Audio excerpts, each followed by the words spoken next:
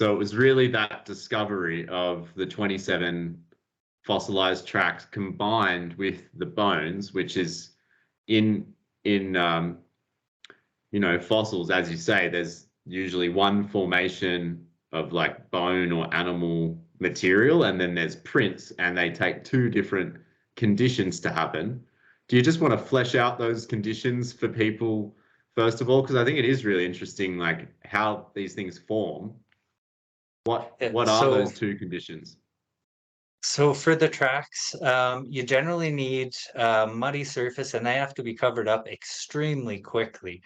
And it's just the scarcity of having something, perish beside a trackway that they had never even really considered before. And usually when you get, the mudstone, the bones will be sitting on the surface, carried away. They can deteriorate. They're exposed to oxygen and things like that. Whereas Yeah. tracks, being depressions, they're not so they wouldn't be as brittle as the bones would have been at the time in those circumstances, where in other areas you get kind of a sandy area that gets covered quickly and then quickly compacted, or large flood areas, those will preserve the bones. Whereas if it was a large flood, that the tracks would just be wiped away. So it was kind of a one-off of really, really lucky circumstances.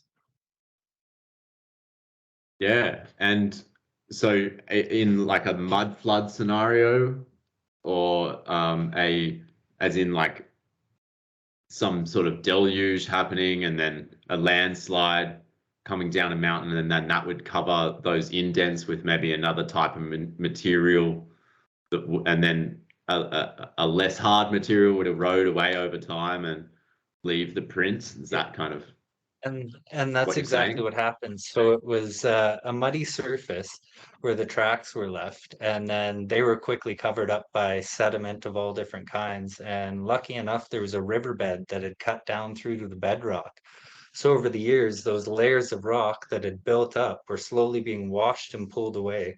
And we just happened to be down there after a large flood that year. And on the right side of the river, where not many people had ever really gone or explored. And sure enough, it had just exposed, ex wiped off the top layer. And then we had those initial tracks just sticking out at us. And yeah, it wasn't. We weren't 100% certain until we sent the information away to the college and had lifted up another. I think it was just a small piece that was sitting there, and sure enough, we had the depressions in the rock as well as the cap, so you could see the footprint on both sides of those pieces. Amazing. So that's sort of one way of forming fossils with the prints, and then as you said, like bone material or flesh is more brittle and easily exposed. So what are the perfect conditions for fossilizing bones? So for bones, it would be honestly, ocean beds are phenomenal. So like the areas that we have out here in Alberta, something dies, falls to the bottom, and there's really low oxygen levels down there, so you don't get the heavy breakdown of materials, you don't have all the predatory animals feeding on everything. And then again, just that quick sedimentary layers covering that up, and just Mm, millions and millions of years of pressure, and then all of a sudden you have a fossil.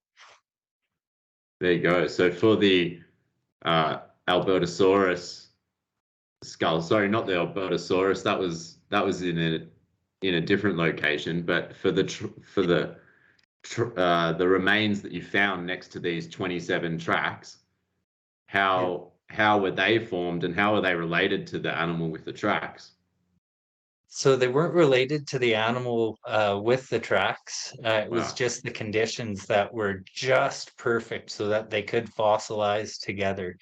So it was that mud layer that covered the tracks. The bone would have been sitting there somehow. It didn't get wiped away or washed away. Nothing picked at it. And sure enough, it was just somehow the right conditions. It's kind of miraculous. Kind of miraculous. Wow, there you go.